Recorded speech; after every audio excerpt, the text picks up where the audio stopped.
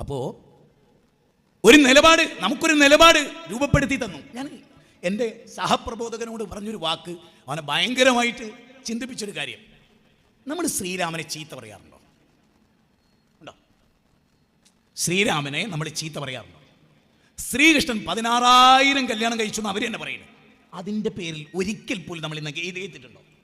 1,20,000-ലധികം കുട്ടികളുള്ള ആളായിരുന്നു ശ്രീകൃഷ്ണൻ. അവരുടെ ഗ്രന്ഥങ്ങൾ പറയുന്നു. അത് വെച്ച് നമ്മൾ അദ്ദേഹത്തിൻ്റെ വ്യക്തിത്വത്തെ അലക്കി പൊളിച്ചിട്ടുണ്ടോ? ഇല്ല. എന്തുകൊണ്ട് ആളുകൾ ഇത് ഉൾക്കൊള്ളുന്നില്ല? ഇന്ന് എക്സ് മുസ്ലിമും ഞാൻ നേരത്തെ പറഞ്ഞ ക്രിസ്ത്യൻ മിഷണറിമാരും കാസയും ഒക്കെ ചെയ്യുന്ന പണി മുസ്ലിങ്ങൾ ചെയ്യാറേയില്ല. അതാണ് അവരുടെ പ്രത്യേകത. കാരണം അവർക്ക് പാടില്ല. കാരണം ഈ ദൂതന്മാരെല്ലാം ദൈവത്താൽ നിയോഗിക്കപ്പെട്ട ദൂതന്മാരാണ്. അതുകൊണ്ട് ഇത് ഉണ്ടാവില്ല. ഇനി ഞാൻ പറയുന്നത് പ്രവാചകൻ എന്ന പ്രബോധകൻ എൻ്റെ അടുത്ത വിഷയമാണ്. അദ്ദേഹത്തിന്റെ ഏറ്റവും വലിയ പ്രത്യേകത എന്താ? കുൽ ഹാദിഹി സബീലി അദു ഇലല്ലാഹ് അല ബസീറത്തിൻ അന വമനിത്തബഅനി. നോക്കൂ, 12-ാം അധ്യായം 108-ാമത്തെ വചനം. അതിൽ പറയുന്നതെന്നറിയോ? ഇതാകുന്നു എൻ്റെ മാർഗം. എൻ്റെ മാർഗം അദു ഇലല്ലാഹ്, ഞാൻ നിങ്ങളെ ക്ഷണിക്കുന്നത് ദൈവത്തിലേക്കാണ്. ഇത് പറയുമ്പോൾ ഹൃദയത്തിൽ ഒരിക്കലും നഷ്ടപ്പെടാതെ സൂക്ഷിക്കേണ്ട ഒരു പോരിന് പറയാം.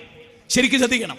നബി സല്ലല്ലാഹു അലൈഹി വസല്ലമയെ വരുന്നു, സഹാബികളൊക്കെ എഴുന്നേറ്റ് നിൽക്കുന്നു ഭവ്യതയോടെ. നാടുവായി തമ്പുരാക്കന്മാർ വരുന്ന പോലെ, അന്ന് താഴ്ന്ന ജാതിക്കാർ നിൽക്കുന്ന പോലെ വിനയപുരസരം അള്ളാഹുവിന്റെ റസൂൽ എഴുന്നേറ്റ് നിന്നപ്പോ ആ തിരുദൂതർ പറയാൻ, സിഡൗൺ സിഡൗൺ, നിങ്ങൾ എന്നെ ലാ തത്റൂനി അമാ തറത്തുൻ നസാറ ഈസ ഇബ്നു മറിയം, മറിയമിന്റെ പുത്രൻ ഈസയെ ക്രൈസ്തവർ ഓവറായി ആദരിച്ച പോലെ നിങ്ങൾ എന്നെ ആദരിക്കരുത്. കടക്ക് കത്തിവെച്ചു. ദിവ്യത്വത്തിന്റെ മനുഷ്യ ദൈവത്വത്തിലേക്കുള്ള ഉയർച്ചയുടെ കേരള യാത്രയിൽ നടക്കുന്നത് അതാ. ബിൽഡപ്പ് ചെയ്യുന്നത് ഇത് തന്നെയാണ് അല്ലാഹ് എന്ന് തീർക്കാനാണ്. എനിക്ക് അശേഷം സന്ദേഹമില്ല. ഞാനത് ചാണിന് ചാണായി കേൾക്കുന്ന ഒരാളാണ്. ഓരോ പോയിന്റും പടച്ചവനും അതിന്റെ മേലെയും. അതുകൊണ്ടാണ് മുരീദായവൻ എന്ന് പ്രസംഗിച്ചത്. അദ്ദേഹത്തോട് ചോദിച്ചിട്ടല്ലാതെ അല്ലാഹു തആല ഇനി ഒന്നും ചെയ്യുന്നു എനിക്ക് തോന്നുന്നില്ല എന്ന് പ്രസംഗിച്ച അതുകൊണ്ടാണ്.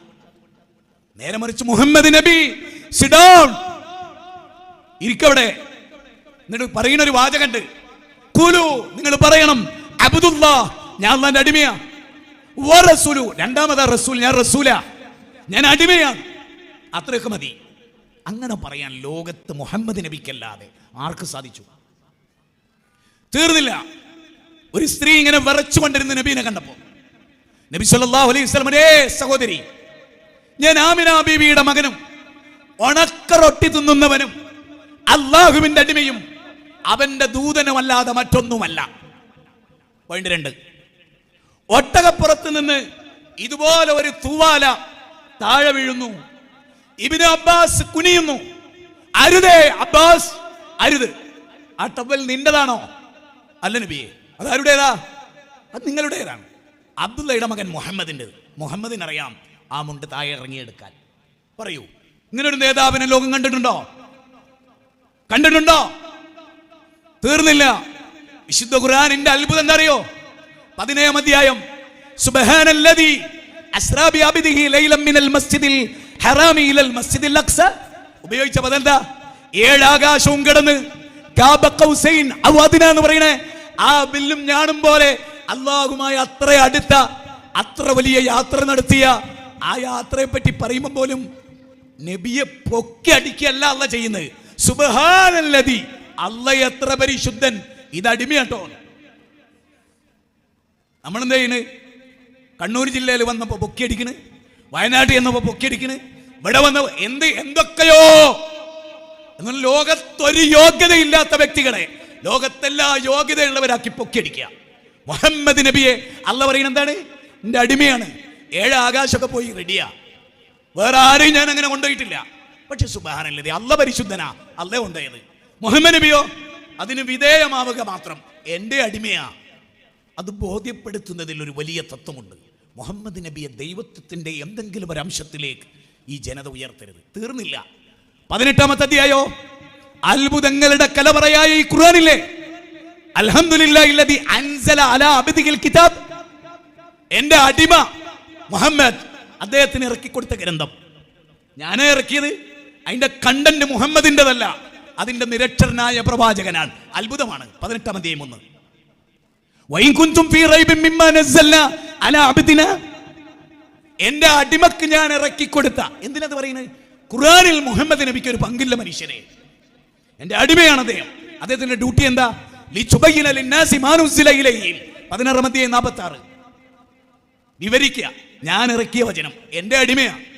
കാലിൽ നീരുകെട്ടുമാർ എന്തിനാ നിസ്കരിക്കുന്നത്? നന്ദിയുള്ള അടിമയാകാനാണ് ആയിഷ. അടിമ അടിമ അടിമ, ഉടമയല്ല. മുഹമ്മദ് നബി സല്ലല്ലാഹു അലൈഹി വസല്ലം മരിച്ചു. ഇവിടെ ഉദ്ധരിച്ചു. ഉമർ ഇബ്നു ഖത്താബിന് വല്ലാത്തൊരു വികാരം, നബി മരിക്കാൻ പാടില്ല. ആയത്ത് വരെ ഓതി തെളിവായിട്ട്. വആഖരീന മിൻഹും ലമ്മാ യൽഹഖു ബിഹിം വഹുൽ അസീസുൽ ഹകീം. ആയത്ത് ഓതി നബി മരിക്കാൻ പാടില്ല. അബൂബക്കർ സിദ്ദീഖ് റളിയല്ലാഹു അൻഹു 2 ആയത്ത് ഓതിയിട്ട് നിഷ്പ്രഭമാക്കി കളഞ്ഞു ഉമറിന്റെ ചിന്തയെ. എന്നിട്ട് ഉമറിനോട് അബൂബക്കർ സിദ്ദീഖ് പറയുന്നത്, മരിച്ചോലെ പിന്നാലെ പോകുന്ന പണി ഇസ്ലാമിന് ഇല്ല ഉമറെ, ജീവിച്ചിരിക്കുന്ന റബ്ബിനെ കൊള്ള പോകുന്ന പരിപാടിയുള്ളൂ. അതാണ് ദർഗയെന്ന് തുടങ്ങിയ ഈ മൊല്ലയോടും ഞാൻ ഈ സന്ദർഭത്തിൽ ഓർമ്മപ്പെടുത്തുന്നത്. മരിച്ച് കവരുടെ ഇറക്കതെന്നല്ല ജീവസുറ്റൊരു പ്രത്യേക ശാസ്ത്രവുമായി കറങ്ങേണ്ടത് എന്നാ പറഞ്ഞ. ഹയ്യുല്ലാ യമൂത്ത്, ഒരിക്കലും മരിക്കാത്ത റബ്ബിനെ കൊള്ള ചെല്ല് ഉമറെ.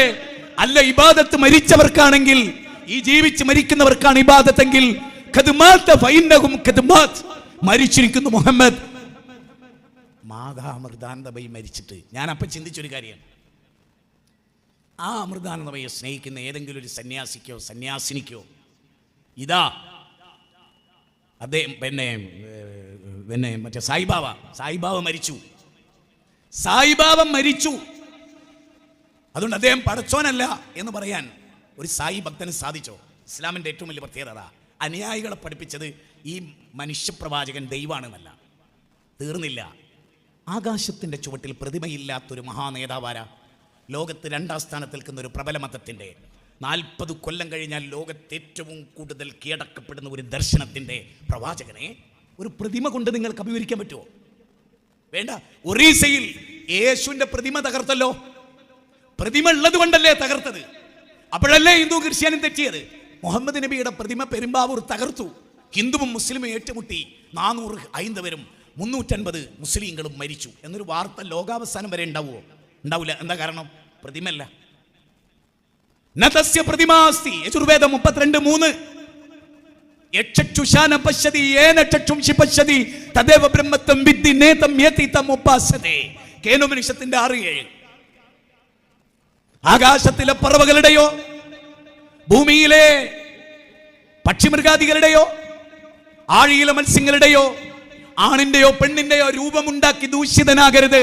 ആവർത്തന പുസ്തകം പുറപ്പാട് 20-ാം അധ്യായം 1 മുതൽ 6 വരെയുള്ള വചനം. ബിംബാരാധനക്കെതിരെ പറഞ്ഞു. കേട്ടോ? ക്രൈസ്തവർ അംഗീകരിച്ചോ? ഹൈന്ദവർ അംഗീകരിച്ചോ? മുസ്ലിങ്ങൾ അംഗീകരിച്ചു. എന്തുകൊണ്ട്? ഒരു വ്യക്തിയെ ദൈവവൽക്കരിക്കുമ്പോ ഒരുപാട് പ്രതിസന്ധികളുണ്ട് അതുവഴി ലോകത്ത്. അതിലൊന്ന് പരസ്പരമുള്ള കലാപമാണ്. മുഹമ്മദ് നബിക്ക് പ്രതിമയില്ല എന്നത് ലോകത്തെ കലാപത്തിന്റെ എണ്ണം കുറയ്ക്കാൻ ഇസ്ലാമിന്റെ ഏകദൈവ വിശ്വാസത്തിന് സാധിക്കുമെന്നതിന്റെ വിവരമുള്ള ഉത്തമ ഉദാഹരണമാണ്. ചിന്തിക്കാൻ വേണ്ടിയാണ് പറയുന്നത്. ആ പ്രവാചകന് ഒരിക്കൽ പോലും ആരാധനയുടെ ഒരു തരിമ്പ് ചിന്തിക്കുന്ന ഒന്നും പ്രമാണത്തിലില്ല, പൗരോഹിത്യത്തിലുണ്ട്. അങ്ങനെ പ്രമാണത്തിലില്ല, പൗരോഹിത്യത്തിലുണ്ട്. അത് പറയുന്ന വേദി അല്ല ഇത്. അത് നമുക്ക് വേറൊരു സന്ദർഭത്തിൽ പറയാം. ഇനി നബി സല്ലല്ലാഹു അലൈഹി വസല്ലം ലോകത്തോട് പറഞ്ഞതോ, ആകാശഭൂമികളുടെ ദൈവത്തിലേക്ക് ഞാൻ നിങ്ങളെ ക്ഷണിക്കുന്നതെന്നാ. യാ അയ്യുഹൽ ഇൻസാൻ നഗ്റക ബിറബ്ബിക്കൽ കരീം യാ അയ്യുഹൻ നാസ് അബ്ദു റബ്ബക്കുമുല്ലദി യാ അയ്യുഹൻ നാസ് ഇന്നി റസൂലുള്ളാഹി ഇലൈക്കും യാ അയ്യുഹൻ നാസ് ഖലഖനാകും മിൻ ദക്കരിൻ വ ഉൻസ യാ അയ്യുഹൻ നാസ് കുലു മിമ്മാ ഫിൽ അർളി ഹലാലൻ തയ്യിബ. 82-ാം അധ്യായം 6-ാമത്തെ വചനം. 49-ാം അധ്യായം 13-ാമത്തെ വചനം. 2-ാം അധ്യായം 23-ാമത്തെ വചനം. 2-ാം അധ്യായം 213-ാമത്തെ വചനം. എല്ലാ സ്ഥലത്തും പറഞ്ഞു, മനുഷ്യരെ നിങ്ങളുടെ ദൈവം ഒന്നാണ്, ഞാൻ ദൈവത്തിന്റെ ദൂതനാണ്. ഇത് ലോകത്ത് വലിയൊരു വിപ്ലവ. ദിവ്യത്വം ചമഞ്ഞില്ല, ദൈവികത്വം ചമഞ്ഞില്ല. ഭക്തനായി ദൈവത്തിന്റെ മുമ്പിൽ കരഞ്ഞു, പ്രാർത്ഥിച്ചു, സുജൂദിൽ കിടന്നു, റുക്കൂയിൽ കിടന്നു, വിങ്ങിപ്പൊട്ടി കരഞ്ഞ ഒരു ദൂതനെ ലോകം പരിചയപ്പെടുത്തുന്നു. പ്രവാചക തിരുമേനി ഈ സന്ദേശം പറഞ്ഞപ്പോ എല്ലാരെയും യുദ്ധം ചെയ്ത് കീഴ്പ്പെടുത്തിയോ? ചിന്തിക്കുന്ന അടുത്ത പോയിന്റാണ്. പ്രവാചകൻ ഏകദൈവ വിശ്വാസം സ്ഥാപിക്കാൻ വേണ്ടി ബഹുദൈവത്വത്തിൽ അധിഷ്ഠിതമായ ആളുകളെ കൊന്നോ? അവരിങ്ങോട്ട് എതിർക്കാതെ, ഉദാഹരണത്തിന് യേശുവിനെ ആരാധിച്ച് ജീവിച്ച ക്രിസ്ത്യാനിക്ക് നേരെ ആയുധവുമായി റസൂല് പോയോ? അബൂജഹലിന് നേരെ നബി പോയോ? വേണ്ട. ലളിതമായ ആധുനിക ഉദാഹരണം പറയാ. പശുവിനെ ആരാധിക്കുന്ന ഒരു ഹിന്ദുവിനെ, പോയിന്റാണ്, മനസ്സിൽ കുറിച്ചോ, ഒരു ഹിന്ദുവിനെ പശുവിനെ ആരാധിക്കുന്നു എന്ന് പറഞ്ഞൊരു മുസ്ലിം കൊന്ന ഒരു ചരിത്രം ഇന്ത്യയുടെ ചരിത്രത്തിലുണ്ടോ? പറ മുസൽമാനെ. 30-ലധികം വരുന്ന ആളുകളെ പശു ആരാധന മൂത്ത് ഭ്രാന്തായിട്ട് സംഘികൾ കൊന്നടോ ഈ ലോകത്ത്? ഇന്ത്യയില് ഒരു പശു ആരാധകനെയും മുസ്ലിങ്ങൾ ഒളിക്കന്നിട്ട് പോലും ഭീഷണിപ്പെടുത്തിയില്ലടോ. എന്നിട്ട് നിങ്ങൾ മുസ്ലിങ്ങൾ നേരെ കുതിര കയറുന്നു. ചിന്തിക്ക്, ആലോചിക്ക്. അതുകൊണ്ട് തന്നെ ഞാൻ പറയുന്നു, അബൂജഹൽ ലാത്തയെ ആരാധിച്ചു പറഞ്ഞ നബി അദ്ദേഹത്തെ തല്ലിയിട്ടില്ല. അള്ളാനെ മാത്രം ആരാധിക്കുന്നവന് ഒട്ടകത്തിന്റെ കുടൽ മുഹമ്മദ് നബിയുടെ കഴുത്തിലിട്ടിട്ടുണ്ട്, തിരിച്ചിട്ടിട്ടില്ല. മനസ്സിലാവണുണ്ടോ? 13 കൊല്ലം, ഒരു വ്യാഴവട്ടക്കാലത്തിലധികം, ഒരു വ്യാഴവട്ടക്കാലം 12 കൊല്ലം, 13ാമത്തെ വർഷത്തിലേക്ക് കടന്നു. അരിതേ വലാ തസ്തവിൽ ഹസനതു വല സയ്യിഅ ഇദ്ഫഅ ബില്ലതി ഹിയ അഹ്സൻ ഫഇദല്ലദി ബൈനക വബൈനഹു അദാവത്തുൻ കഅന്നഹു വലിയുൻ ഹമീം വമാ യുലഖാഹാ ഇല്ലല്ലദീന സബറു വമാ യുലഖാഹാ ഇല്ലാ ദു ഹള്ളിൻ നദീം ഫഇദാ യൻസഅന്നക മിനശ് ശൈത്വാനി നസ്ഗുൻ ഫസ്തഇദ് ബില്ലാഹ്. 41-ാം അധ്യായം 34-35. തിന്മയെ നന്മ കൊണ്ട് പ്രതിരോധിച്ചു. യുദ്ധം ചെയ്തില്ല. ശരി, 13ാമത്തെ വർഷമായപ്പോ ഹിജ്റ പോയി. എങ്ങോട്ട്? 400 കിലോമീറ്റർ അകലെയുള്ള യഥ്രിബിലേക്ക്, മദീനയിലേക്ക്. എന്തിന്? ഏകനായ പ്രപഞ്ചത്തിന്റെ നാഥനെ ആരാധിക്കണം എന്ന കാര്യത്തിന്റെ പേരിൽ 13 കൊല്ലം ഒരു ബൗദ്ധ വിശ്വാസിയും പ്രവാചകനും കൈകാര്യം ചെയ്തില്ല. യേശുവിനെ വിളിച്ച ഒരാളെയും, ഉസൈറിനെ വിളിച്ച ഒരാളെയും, വദ്ദിനെയും സുവാഹിനെയും യഹൂസിനെയും യഹൂക്കിനെയും നസ്റിനെയും ആരാധിച്ച ഒരാളെയും അവരതിനെ ആരാധിക്കുന്നു എന്നതിന്റെ പേരിൽ പ്രവാചകന് കൈകാര്യം ചെയ്തില്ല. ലാ ഇക്റാഹ ഫിദ്ദീൻ അൻത തുഖ്രിഹുൻ നാസ് അൻ യകൂനു മുഅ്മിനീൻ ഫമൻ ശാഅ ഫൽയുഅ്മിൻ വമൻ ശാഅ ഫൽയക്ഫുർ ഇന്നാ ഹദൈനാഹു സബീല ഇമ്മ ശാകിറൻ വ ഇമ്മ കഫൂറ വമാ അലർ റസൂലിനൽ ബലാഉൽ മുബീൻ. 24-ാം അധ്യായം 57, 2-ാം അധ്യായം 256, 10-ാം അധ്യായം 99, 76-ാം അധ്യായം 3, 18-ാം അധ്യായം 29. മതത്തിൽ നിർബന്ധമുണ്ടായിരുന്നില്ല. പിന്നെ എപ്പോഴാ യുദ്ധം? ബദർ എപ്പോഴാ? ആലോചിച്ചുണ്ടോ? ബാല ആലോചിച്ചിട്ടുണ്ടോ? ദേവദാസ് ആലോചിച്ചിട്ടുണ്ടോ എപ്പോഴെങ്കിലും? ഇവിടുത്തെ ബാബു ആലോചിച്ചിട്ടുണ്ടോ? ശശികല ടീച്ചർ ആലോചിച്ചിട്ടുണ്ടോ എപ്പോഴാ യുദ്ധം ഉണ്ടായത്? ഞാൻ ഒരൊറ്റ ചോദ്യം ചോദിക്കുന്നുള്ളൂ. രാമഭക്തന്മാരായ ഒരു സംഘത്തെ കന്യാകുമാരിയിൽ വെച്ച് പീഡിപ്പിച്ചുകൊണ്ടേയിരിക്കുന്നു. രാമനെ ആരാധിക്കുന്നു എന്നതിന്റെ പേരിൽ അവർ മറ്റൊരു നാട്ടിലേക്ക്, 400 കിലോമീറ്റർ അകലെയുള്ള കോഴിക്കോടേക്ക്, മാറാടേക്ക്, കാപ്പാടേക്ക് ആ രാമഭക്തർ മാറി താമസിക്കുന്നു. കന്യാകുമാരിയിൽ നിന്ന് കാപ്പാട് വന്ന് അവരെ വീണ്ടും ആക്രമിക്കുന്നു. എന്തിന്റെ പേരിൽ? രാമനെ ആരാധിക്കുന്നു എന്നതിന്റെ പേരിൽ. പറയൂ, ആ രാമഭക്തർ പ്രതിഷേധിച്ചാൽ, ആ രാമഭക്തർ തിരിച്ചടിച്ചാൽ, ആ രാമഭക്തരെ കുറിച്ച് ഈ യുക്തിവാദി എക്സ് മുസ്ലിം എന്തു പറയും? നിങ്ങളിത് കേൾക്കുന്നുണ്ടാവുമല്ലോ. യുക്തിവാദിയിലെ പ്രമുഖൻ ഇന്ന് 4 മണി മുതൽ എന്നെ വിളിച്ചുകൊണ്ടിരുന്നു. അവനിത് കൊളാക്കണതിന്. നീ ഇത് കേൾക്കുന്നുണ്ടാവുമല്ലോ എറണാകുളത്ത് ഉത്തരന്.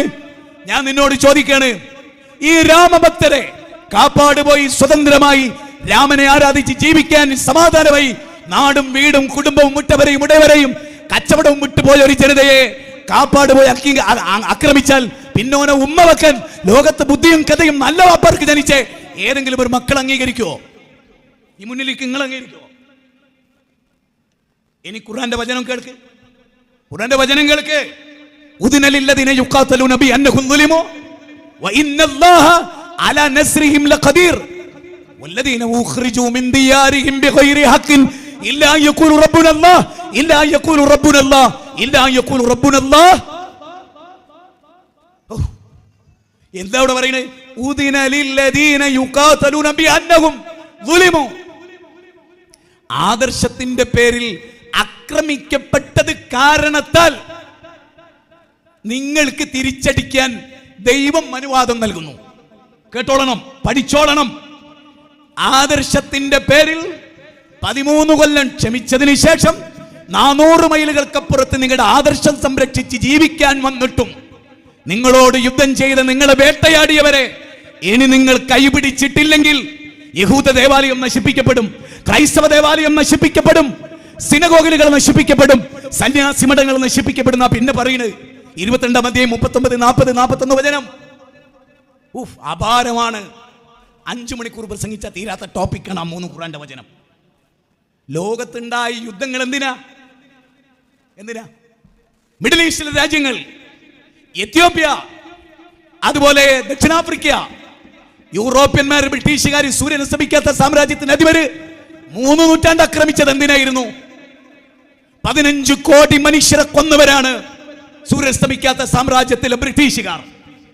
സാമ്രാജ്യത്തിന്റെ അതിർവരമ്പുകൾ വെട്ടിപ്പിടിപ്പിക്കാനാണ് അലക്സാണ്ടർ ദി ഗ്രേറ്റ് ജീവിച്ചത്, പടയോട്ടങ്ങൾ നടന്നത്, രാജ്യങ്ങൾ വെട്ടിപ്പിടിച്ചത്. മുഹമ്മദ് നബി മദീനയിൽ പോയി. എന്നിട്ട് അല്ലാഹ് പറയുന്നത് എന്താണ്? വല്ലദീന ഉഖ്രിജു മിൻ ദിയാരിഹിം, വീട്ടിൽ നിന്ന് പുറത്താക്കപ്പെട്ടു. ആര്? അബൂജഹലാണോ? അബൂലഹബാണോ? ഇക്രിമയാണോ? പുറത്താക്കപ്പെട്ടത് അല്ല. Muhammad Nabi, Abu Bakr Siddique, Umar ibn Khattab, Uthman ibn Affan, Ali ibn Abi Talib, Abdullah ibn Umar, Abdullah ibn Amr bin Aas, Abdullah ibn Masud et cetera ഇവർ പുറത്താക്കപ്പെട്ടു. വീട്ടിൽ നിന്ന് പുറത്താക്കപ്പെട്ടു. എന്തിന്? നാട്ടിൽ നിന്ന് പുറത്താക്കപ്പെട്ടു. എന്തിന്? ലോകരം മുഴുവനും സൃഷ്ടിച്ച ഒറ്റ ദൈവത്തെ ഞങ്ങൾ ആരാധിക്കൂ, നിങ്ങൾ ആരാധിക്കണം എന്ന് പറഞ്ഞ് നിർബന്ധിച്ചതിന്റെ പേരിലല്ല, ഞങ്ങൾ അതിൽ ഉറച്ചു നിൽക്കുന്നു എന്ന് പറഞ്ഞതിന്റെ പേരിൽ. സൂറത്ത് ആലിമ്രാനിലെ അല്ലാഹ് പറയാണ്, നിങ്ങളെ പുറത്താക്കിയിടത്ത് നിങ്ങൾ അവരെ പുറത്താക്കണം. നിങ്ങളോട് ഇങ്ങോട്ട് യുദ്ധം ചെയ്തവരോട് നിങ്ങൾ അങ്ങോട്ട് യുദ്ധം ചെയ്യണം. നിങ്ങൾ അതിരുവിട്ട് പ്രവർത്തിക്കരുത്. അതിരുവിട്ടുന്നത് മുഹമ്മദും അനുയായികളുമാണെങ്കിലും എനിക്കിഷ്ടമില്ല എന്ന് പറയുന്ന ദൈവത്തെ നിങ്ങൾ എന്തുകൊണ്ട് പഠിച്ചില്ല? സൂറത്ത് ബഖറ 2-ാം അധ്യായം 190, 191, 8-ാം അധ്യായം സൂറത്ത് അൻഫാൽ 61, 62. അതിലെന്താണ് അറിയോ? നബിയേ യുദ്ധത്തിനാണ് പോണത് കേട്ടോ. അല്ലാഹ് പറയാണ്, നബിയേ യുദ്ധത്തിനാണ്, ന്യായമാണ്, അങ്ങ് ഭരണകൂടത്തിന്റെ ഭരണാധികാരിയാണ്, ഒക്കെ റെഡിയാണ്. അവരെങ്ങാനും അടുത്ത വാചകാണ് 8-ാം അധ്യായം 61, 8-ാം അധ്യായം 61, 8-ാം അധ്യായം 61. നബിയെ അവർ കൊടുമ്പിരിക്കൊണ്ട യുദ്ധം, തെറ്റൊക്കെ അവരുടെ ഭാഗത്താ, എങ്കിലും അവർ ചായ്വ് കാണിച്ചാൽ അവിടെ വെച്ച് നീയും ചായ്വ് കാണിച്ചു കൊള്ളണം. മുമ്പ് നിന്നോട് ചെയ്തതെല്ലാം കൂടി പകയായി നുരഞ്ഞു പൊന്തി ചെയ്തേക്കരുതേ നബിയെ. അവർ ചായ്വ് കാണിച്ചാൽ അങ്ങോട്ടും ചായ്വ് കാണിക്കണം. എടുത്തോ, ഋഗ്വേദം എടുത്തോ, സാമവേദം എടുത്തോ, ഭൂമിക്ക് വേണ്ടിയും പെണ്ണിന് വേണ്ടിയും യുദ്ധം ചെയ്ത യുദ്ധത്തിന്റെ കഥ പറയുന്ന 18 അധ്യായമുള്ള ഭഗവത്ഗീത എടുത്തോ, ബൈബിൾ എടുത്തോ.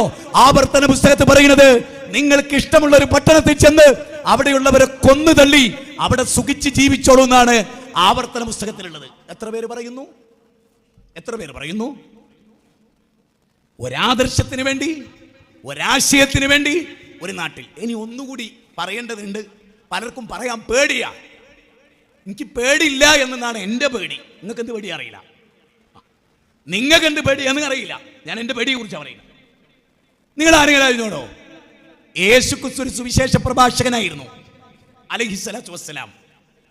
ഒരു ഭരണാധികാരിയുടെ കീഴിൽ, ഞാനതിന് ലളിതമായി പറയാം, പിണറായി വിജയൻ മുഖ്യമന്ത്രിയായ ഒരു സ്റ്റേറ്റിലെ ഒരു സുവിശേഷ പ്രാസംഗികനാണ് ഹാരിസ് ബിൻ സലീം എന്ന് പറയുന്ന പോലെ.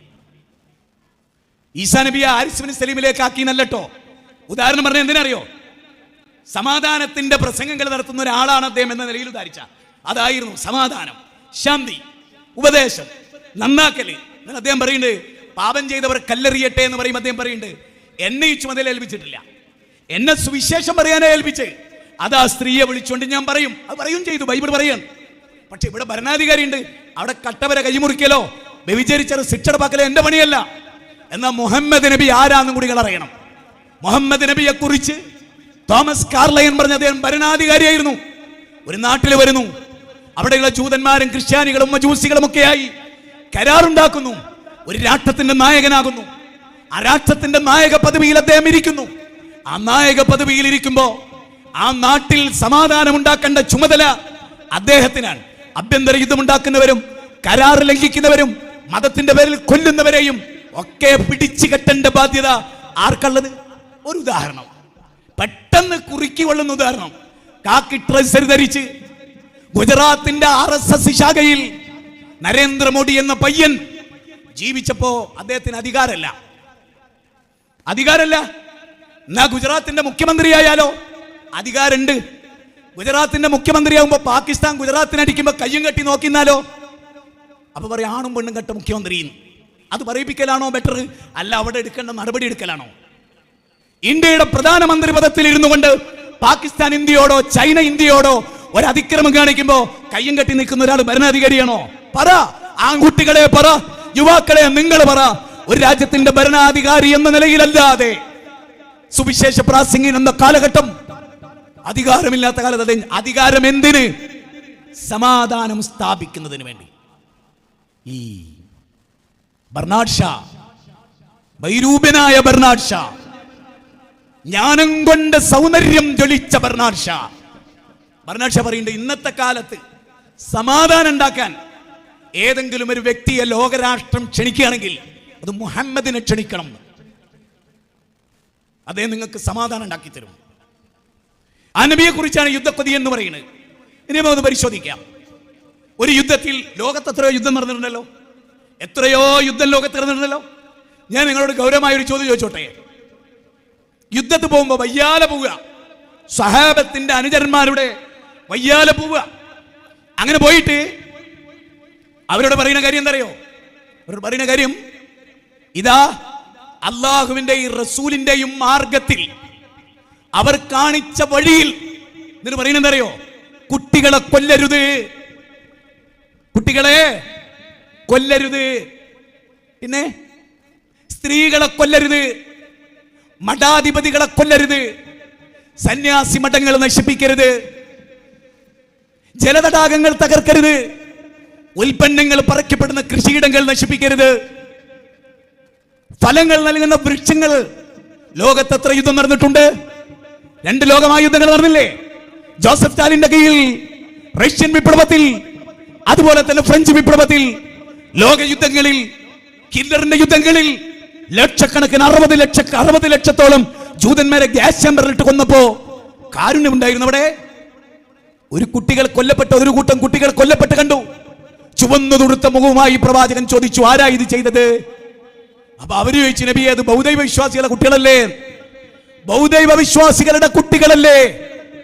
നബി പറഞ്ഞു, കുല്ലു മൗലൂദി യൂലദു അലൽ ഫിത്ര, ജനിക്കുന്ന കുട്ടികളൊക്കെ പാപികളാണെന്ന് പറയുന്ന ഷൗലിന്റെ സെന്റ് പോളിന്റെ സിദ്ധാന്തവും ജനിക്കുന്ന, അതായത് സി രവിചന്ദ്രൻ എന്ന് പറയുന്ന യുക്തിവാദിക്ക് ഒരു കുട്ടി ഉണ്ടായാൽ ആ കുട്ടി പരിശുദ്ധനാണെന്ന് പറയുന്ന റിച്ചാർഡ് ഡോക്കിൻസിന്റെ മകൻ പരിശുദ്ധനാണെന്ന് പറയുന്ന ഈ പ്രവാചകൻ കുട്ടികളൊക്കെ പരിശുദ്ധരാണ്, കൊല്ലരുതേ എന്ന് ലോകത്തെ പഠിപ്പിച്ച ഈ പ്രവാചകൻ സ്ത്രീകളെ കൊല്ലപ്പെട്ട് കണ്ടപ്പോ, ആരാണ് ഈ സ്ത്രീകളെ കൊന്നത്? നിങ്ങൾക്ക് ഞാൻ താക്കീത് തന്നിട്ടില്ലേ എന്ന് ചുവന്നു തുടുത്ത മുഖവുമായി കോപാകുലനായി ചോദിച്ച പ്രവാചകനിൽ കാരുണ്യമല്ലാതെ, ലോകത്തിന് കാരുണ്യമായിട്ടല്ലാതെ ഈ ദൂതനെ അയച്ചിട്ടില്ല. ഖുർആനിന്റെ 33-ാം അധ്യായം 21-ാമത്തെ വചനം ഈ പ്രവാചകനെ ലോകത്തെ, വിശുദ്ധ ഖുർആനിൽ 21-ാം അധ്യായം 107-ാമത്തെ വചനം ഈ പ്രവാചകനെ ലോകത്തിന് കാരുണ്യമായിട്ടല്ലാതെ അയച്ചിട്ടില്ല. ലഖദ് കാന ലക്കും ഫീ റസൂലില്ലാഹി ഉസ്വത്തുൻ ഹസന, ഉത്തമമായ മാതൃക ഈ പ്രവാചകനിലുണ്ട്. 33-ന്റെ 21. വഇന്നക ലഅലാ ഖുലുഖിൻ അദീം, ഏറ്റവും ശ്രേഷ്ഠമായ സ്വഭാവം. 68-ാം അധ്യായം 4 ബുഇസ്തു ലിഉതമ്മിമ മകാരിമൽ അഖ്ലാഖ്, സൽസ്വഭാവത്തിന്റെ പൂർത്തീകരണത്തിന് വേണ്ടി നിയോഗിക്കപ്പെട്ടവൻ. 1-ാമത്തെ മനുഷ്യാവകാശ പ്രഖ്യാപനം. അതിനു മുമ്പുള്ള ഒരു ചെറിയ ചരിത്രം 2 മിനിറ്റ് എടുത്ത് പറഞ്ഞുകൊള്ളട്ടെ. പ്രവാചക തിരുമേനിയെ ഷൈബ് അബി ത്വാലിബ് മലയിൽ 3 വർഷം ശത്രുക്കൾ ഗരാവോ ചെയ്തു. പിഞ്ചുപൈതങ്ങൾ പൈതാഹത്താൽ പൊട്ടിക്കരഞ്ഞു. ആ കരച്ചിൽ കേട്ട് ഖുറൈശികൾ പൈശാചികമായി പൊട്ടിച്ചിരിച്ചു. കാലചക്രം കറങ്ങി. മദീനയുടെ ഭരണകൂടത്തിലെ ചുക്കാൻ പിടിച്ച കാലത്ത് ഈ അക്രമികൾ, ഈ പരാക്രമികൾ 3 കൊല്ലം ഷാബ് അബി താലിബ് മലയിൽ നബിയെ ഗരാബ് ചെയ്തവർ പട്ടിണി കിടക്കുന്നു എന്ന് പറഞ്ഞപ്പോ അവർക്ക് വയറ് നിറയെ ഉണ്ണാനുള്ള ഭക്ഷണം അനുയായികളുടെ കയ്യിൽ കൊടുത്ത് മധുരോധാരമായി പ്രതികാരം തീർത്ത പ്രവാചകൻ. അല്ലാഹു എന്ന് പറഞ്ഞൊരു കവിത ഉണ്ട്, വെള്ളത്തോളം നാരായണ മേനോന് അല്ലാഹു എന്ന് പറഞ്ഞ കവിത. അത് എഴുതിയത് എപ്പോഴറിയോ? നബിയുടെ കഴുത്തിലേക്ക് വാൾത്തലപ്പ് കുത്തിവെച്ച് നിന്നെ ആര് രക്ഷിക്കും എന്ന ചോദ്യത്തിന് അല്ലാ, മമ്പർന്നല്ല, സിയമടവൂർ എന്നല്ല, യേശു എന്നല്ല, ജിബ്രീൽ എന്നല്ല, അല്ല രക്ഷിക്കും.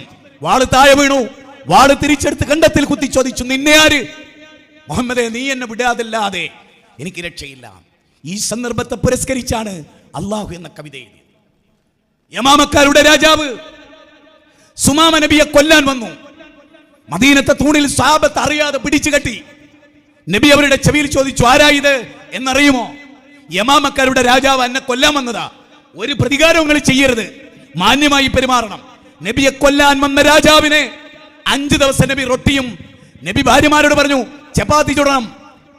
ഒരു അതിഥിയുണ്ട്, ഒരു രാജാവുണ്ട്, അയാളെ മാനിക്കണം. 5 ദിവസം കഴിഞ്ഞ് അദ്ദേഹത്തോട് 3-ാം നാൾ ചോദിക്കണ്ട്, ഇസ്ലാം ആവണുണ്ടോ? ഇല്ല എന്ന് പറഞ്ഞു. 5-ാം നാൾ വിട്ടയച്ചു. തടാകത്ത് പോയി കുളിച്ച് അദ്ദേഹം വന്നു. നബിയുടെ ഷഹാദത്ത് കലിമയേറ്റ് ചൊല്ലി ഇസ്ലാമായി. അന്ന് യമാമക്കാരുടെ രാജാവ് സുമാമ പറയുന്നൊരു വാക്കുണ്ട്, കേട്ടോളൂ നിങ്ങൾ യുക്തിവാദികളെ, നിങ്ങൾ കേട്ടോളൂ. അദ്ദേഹം പറയും, ഈ ലോകത്ത് എനിക്ക് ഏറ്റവും വെറുപ്പുള്ള മുഖം ഞാൻ ഈ മദീനയിലേക്ക് വരുമ്പോ അങ്ങും നിന്റെ മുഖമായിരുന്നു. ഇന്ന് ലോകത്ത് എനിക്ക് ഏറ്റവും ഇഷ്ടമുള്ള മുഖം അങ്ങയുടേതാണ്. ലോകത്ത് ഞാൻ ഇങ്ങോട്ട് വരുമ്പോൾ എനിക്ക് ഏറ്റവും വെറുപ്പ് ഇസ്ലാമിനോടായിരുന്നു. ഇന്ന് ലോകത്ത് എനിക്ക് ഏറ്റവും ഇഷ്ടം ഇസ്ലാമിനോടാണ്. ലോകത്ത് എനിക്ക് ഏതെങ്കിലും ഒരു പട്ടണത്തോട് വെറുപ്പുണ്ടെങ്കിൽ അത് അങ്ങയുടെ പട്ടണമായ മദീനയോടാണ്. ഇന്ന് എനിക്ക് ഏറ്റവും വലിയ ഇഷ്ടം ഈ മദീനയോടാണ്. എന്തുകൊണ്ട്? സംസ്കാര സമ്പന്നതയുടെ പർദീസയിലേക്ക് ലോകത്തെ കൈപിടിച്ചുയർത്തിയാളാ. സുബൈ നമസ്കാരം കഴിഞ്ഞ് തിരിഞ്ഞു നിന്ന് പ്രവാചകൻ ചോദിച്ചൊരു ചോദ്യം, ജാഹിലിയത്തിന്റെ കഥ പറയാനുണ്ടോ? അപ്പോൾ ഒരാൾ പറഞ്ഞു, ഞാൻ എന്റെ പൊന്നുമോളെ ജീവനോടെ കുഴിച്ചു മൂടി എന്റെ ജാഹിലിയത്തിൽ 81:8-9 വചനം, ജീവനോടെ കുഴിച്ചു മൂടപ്പെട്ട ഒരു പെണ്ണിനെ ജീവനോടെ കുഴിച്ചു മൂടിയ കാലത്തിൽ നിന്ന് 3 പെൺകുട്ടി ഉണ്ടാവുകയും അവരെ സംരക്ഷിക്കുകയും അവർക്ക് വിജ്ഞാനം പകരുകയും സുരക്ഷിത കരങ്ങളിൽ അവരെ ഏൽപ്പിക്കുകയും ചെയ്താൽ സ്വർഗമുണ്ട് എന്ന് പഠിപ്പിക്കുക വഴി പെണ്ണിന്റെ സ്ഥാനം ഉയർത്തി.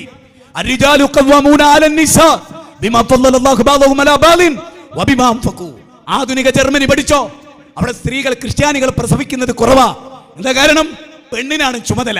സമ്പത്ത് അവൾ ചെലവഴിക്കണം, ഗർഭകാലഘട്ടത്തെ ചെലവ് അവൾ വഹിക്കണം, പ്രസവ കാലഘട്ടത്തെ ചെലവ് അവൾ വഹിക്കണം, മുലകുടിയുടെ ചെലവ് അവൾ വഹിക്കണം. അതുകൊണ്ട് ക്രിസ്ത്യാനികൾ ഗർഭം ധരിക്കുന്നില്ല ജർമ്മനിയിൽ. കാരണം സ്ത്രീക്കാണ് ആ ചുമതല. ഇസ്ലാം അത് പുരുഷന്റെ മേലെ സംരക്ഷിച്ചു. അവൾ ഏതായിരുന്നാലും ഗർഭം ധരിക്കുന്നുണ്ടല്ലോ, പ്രസവിക്കുന്നുണ്ടല്ലോ, അവളെ ബുദ്ധിമുട്ടിക്കരുത്. പറ സഹോദരിമാരെ, ഇസ്ലാം നബി ആരുടെ കൂടെയായിരുന്നു? ഹജ്ജത്തുൽ വിദാഇലെ വിടവാങ്ങൽ പ്രസംഗത്തിൽ സ്ത്രീകളുടെ കാര്യം ശ്രദ്ധിക്കണം. അല്ലാഹു നിങ്ങൾക്ക് കീഴ്പ്പെടുത്തി തന്നവരാവർ, അവരെ മുഖത്തടിക്കരുത്. അവർക്ക് നിങ്ങൾ ഭക്ഷണം കൊടുക്കണം, അവർക്ക് നിങ്ങൾ പാർപ്പിടം ഒരുക്കണം, അവർക്ക് നിങ്ങൾ സുരക്ഷിതത്വം ഒരുക്കണം, അവർക്ക് നിങ്ങൾ തിന്നാൻ കൊടുക്കണം എന്ന് പഠിപ്പിക്കുക വഴി സ്ത്രീകളെ സംരക്ഷിക്കാനുള്ള അധ്യായം പഠിപ്പിച്ചു പ്രവാചകൻ. പ്രാപത്തിൽ കയറി പ്രാവിനെ പിടിച്ചു കൊണ്ടുവന്നവരോട് നബിയെ സന്തോഷിപ്പിക്കാൻ അവർ കൊണ്ടുവന്നത്, കൊണ്ടുപോയി കൊടുക്കൂ. തള്ളപ്പക്ഷി കുഞ്ഞിനെ കണ്ട് സന്തോഷിക്കുന്നുവെങ്കിൽ അതാണ് ഏറ്റവും വലിയ ഖൈർ എന്ന് പഠിപ്പിച്ചു ദൂതൻ. നായിക്ക് വെള്ളം കൊടുത്തതിന്റെ പേരിൽ സ്വർഗമുണ്ടെന്ന് പഠിപ്പിച്ചു ദൂതൻ. വാഹനത്തിന്റെ പിന്നിൽ കെട്ടി വലിക്കാൻ ആ ദൂതൻ പഠിപ്പിച്ചിട്ടില്ല. രവീന്ദ്ര, നീ ഇസ്ലാമിനെ പറ്റി പഠിച്ചിട്ടില്ല. പൂച്ചയെ കെട്ടിയിട്ടതിന്റെ പേരിൽ ഒരു സ്ത്രീക്ക് എന്തുണ്ടെന്നാ പറയുന്നത്? നരകമുണ്ടെന്നാ പറയുന്നത്. നിന്റെ കിണറിലെ വെള്ളം അയൽവാസിക്ക് നിഷേധിച്ചാൽ ദൈവം നിന്നോട് മിണ്ടൂല എന്നാ പറയുന്നത്. തൊഴിലാളിയുമായി കരാറുണ്ടാക്കാൻ പറഞ്ഞു. ഓവർ ടൈം ജോലി ചെയ്താൽ കൂലി കൂട്ടിക്കൊടുക്കണമെന്ന് പറഞ്ഞു. വേർപ്പ് പറ്റുന്നതിന് മുമ്പ് കൂലി കൊടുക്കണമെന്ന് പറഞ്ഞു. നിന്റെ കീഴിൽ സ്ഥിരം ജോലി ചെയ്യുകയാണെങ്കിൽ നീ ധരിച്ച പോലെ വസ്ത്രം ധരിപ്പിക്കണമെന്ന് പറഞ്ഞു. നിന്റെ ഡൈനിങ് ടേബിളിൽ ഇരുത്തി ഭക്ഷണം കൊടുക്കണമെന്ന് പറഞ്ഞു. പറ്റുമെങ്കിൽ നിന്റെ കൈ കൊണ്ട് ഒരു ഉരുള കൊടുക്കണമെന്ന് പറഞ്ഞു. ലോകത്തേത് പ്രവാചകൻ പഠിപ്പിച്ചിട്ടുണ്ട് ഇത്? വഴിയിൽ നിന്ന് മാർഗദർശനം നീക്കാൻ പഠിപ്പിച്ചു. മനുഷ്യരുള്ള ബാധ്യതകളെ പഠിപ്പിച്ചു. ഞാനും യതീമിനെ സംരക്ഷിക്കുന്നവനും സ്വർഗത്തിൽ ഇപ്രകാരമായിരിക്കുന്നു പറഞ്ഞു. ജഅഫർ ഇബ്നു അബീ ത്വാലിബിന്റെ വീട്ടിൽ യുദ്ധാനന്തരം കടന്നു എന്ന് അവിടുത്തെ മക്കളുടെ ശിരസിലൂടെ തടവി അവരുടെ നെറ്റിത്തടത്തിലേക്ക് പ്രവാചകന്റെ കണ്ണുനീർ വീണു. മൂന്നാം നാളും ആ വീട് സന്ദർശിച്ചു. ആ മക്കളെ തല മുടിവെട്ടാൻ വേണ്ടി ബാർബറെ ഏൽപ്പിച്ചു. ആ മക്കളുടെ കാര്യത്തിൽ സുരക്ഷിതത്വം ഉണ്ടാക്കി. തന്റെ ജീവിതത്തിലേക്ക് കടന്നു വന്ന പ്രാണപ്രേയസികളുടെ കൂടെ 14 അനാഥ മക്കൾ ഉണ്ടായിരുന്നു അവരുടെ പൂർവിക ഭർത്താക്കന്മാരിൽ. ആ 14 അനാഥ മക്കളെയും തന്റെ മക്കളെ പോലെ പോറ്റി ലോകഗുരു. തന്റെ മകൻ മരിച്ച് അന്ന് സൂര്യഗ്രഹണമുണ്ടായപ്പോ അന്ധവിശ്വാസം ഒളിച്ചു കടത്താൻ ശ്രമിച്ചവരോട്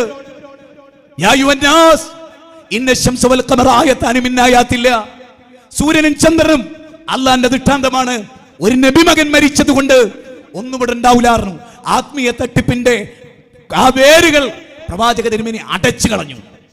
കല്യാണ വീട്ടിലേക്ക് കയറി ചെന്നു.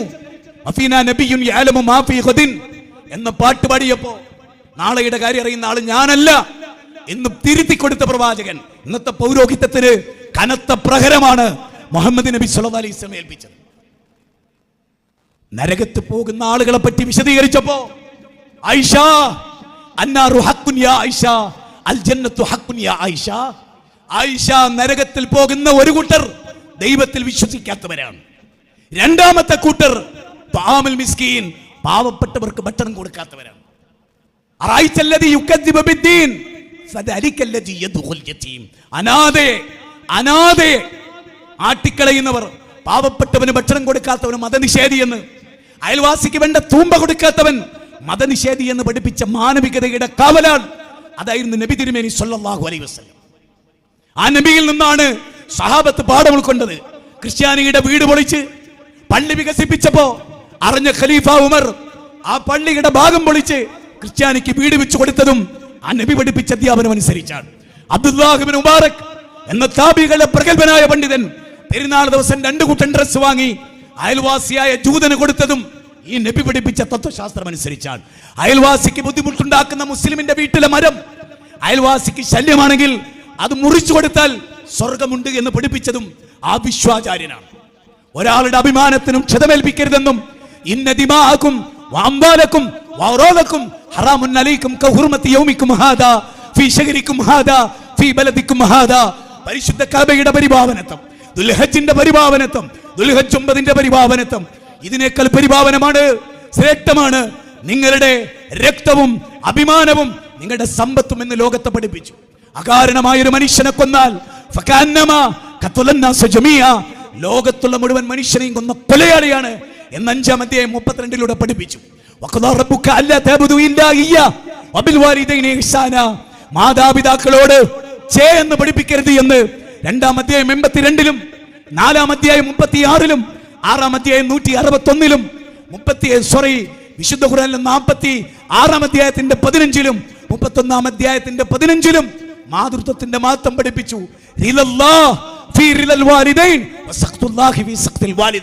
മാതാപിതാക്കളുടെ കോപത്തിലാണ് അള്ളാഹുവിന്റെ കോപമെന്നും മാതാപിതാക്കളുടെ തൃപ്തിയിലാണ് അള്ളാഹുവിന്റെ തൃപ്തി എന്നും ലോകത്തെ പഠിപ്പിച്ചു. ഇങ്ങനെ ജീവിതത്തിന്റെ സകലമാന മണ്ഡലങ്ങളിലേക്കും വെളിച്ചം വീശിയ വിശ്വാചാര്യൻ, ലോകം വാഴ്ത്തിയ വിശ്വാചാര്യൻ, ലോകം പുകഴ്ത്തിയ വിശ്വാചാര്യൻ, പടച്ചവൻ നമുക്ക് തിരഞ്ഞെടുത്ത പ്രവാചകൻ. അവസാനിപ്പിക്കുമ്പോൾ ഗൗരവപ്പെട്ട ഒരു താക്കീതോടെ ഞാൻ എൻ്റെ വിഷയം അവസാനിപ്പിക്കാൻ ആഗ്രഹിക്കും. യുക്തിവാദികളോട്, നിരീശ്വരവാദികളോട്, കാസാക്കുട്ടന്മാരോട്, അനിലയ്യപ്പന്മാരോട്, സബാസ്റ്റ്യൻ പുന്നക്കലിനോട് ജീവിതം തൊലച്ചു കളയരുത്. ഏതൊരു മുഹമ്മദ് നബിയെ ഏതൊരു ദൈവമാണോ തെരഞ്ഞെടുത്തത്, ഏതൊരു യേശു ക്രിസ്തുവാണോ ആ നബിയെ വാഴ്ത്തിയത്, ഞാൻ പോകുന്നതാണ് നിങ്ങൾക്ക് നല്ലത്, ഞാൻ പോകാഞ്ഞാൽ കാര്യസ്ഥൻ നിങ്ങളുടെ അടുക്കൽ വരില്ല, അക്കാര്യസ്ഥൻ വന്നാൽ അവൻ നിങ്ങളെ സകല സത്യത്തിലും വഴി നടത്തും, സത്യത്തെക്കുറിച്ചും ന്യായവിധിയെക്കുറിച്ചും സമ്പൂർണമായി നിങ്ങളെ പഠിപ്പിക്കും. അങ്ങനെയൊരു പ്രവാചകനാണ് മുഹമ്മദ് നബി. നിഷേധിച്ച് തള്ളി അദ്ദേഹത്തെ ചീത്ത പറഞ്ഞ് അദ്ദേഹത്തെ മോശക്കാരൻ അവതരിപ്പിച്ചാൽ നശിക്കുന്നത് നിങ്ങളാണ്, തകരുന്നത് നിങ്ങളാണ്. നിങ്ങൾ വിരൽ കടിക്കേണ്ടി വരും. അന്ന് നിങ്ങൾ പറയും യാ വൈലത്താ ലൈതനി. എത്ര വലിയ നിഷേധിയും പറയും ഞങ്ങൾ ഇന്നാലെന്ന കൂട്ടുകാരനെ പിൻപറ്റി ആ റസൂലിനെ പിന്തുടർന്നില്ല എന്ന് നിങ്ങൾ വിലപിക്കുന്ന ഒരു ലോകം വരും. യുക്തിവാദികളോട്, നിരീശ്വരവാദികളോട്, ഇതുപോലെയുള്ള ചിന്തകരോട് ഞങ്ങൾക്ക് പറയാനുള്ളതാണ്. മുസ്ലിം പെൺകുട്ടികളോട് നിങ്ങൾ ആ പ്രവാചകനെ പറ്റി പഠിച്ചിട്ടില്ല, നിങ്ങൾ പഠിക്കാൻ സന്നദ്ധരാകണം.